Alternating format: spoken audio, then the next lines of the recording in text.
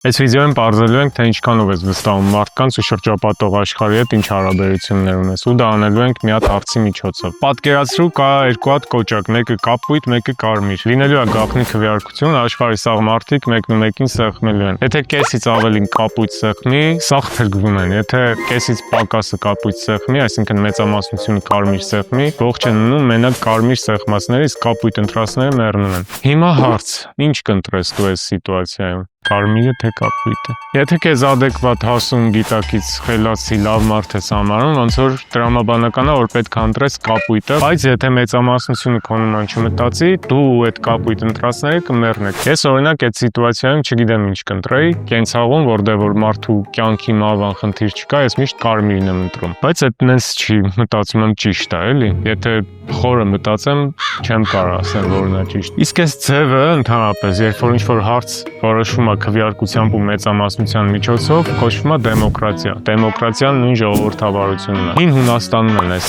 սիստեմը հորինել։ Օրինակ Պլատոնը համարում էր, որ դեմոկրատիան սխալ է, որովհետև մեծամասնությանը շատ հեշտ է մանիպուլացնել ու կարա սխալ որոշումներ կայացնել։ Իսկ Արիստոտելը համարում էր, որ այդ միակ ճիշտ ճանապարհն է։ Ընդհանրապես իդեալական կառավարման համակարգ ոչ միտեղ չկա ու երբեք չի եղել։ Կարմիր կապույտ կոճակների օրինակում այն փաստը, որ տենց քվեարկություն է իրականացվում, այդ արդեն դեմոկրատիայի նշան է, բայց այն նյուանսը, որ կարմիր ընտրածները հաստատ կփրկվեն, իսկ կապույտ ընտրածները հնարավոր է մեռնեն, ոնց որ մարդու մեջ կոնֆլիկտ է ստեղծում, այդ արդեն մանիպուլյացիա է։ Ասած ինչը, ընտրություն կատարելը կարևոր բան է։ Մի քանի օրից Հայաստանում ընտրություններ են։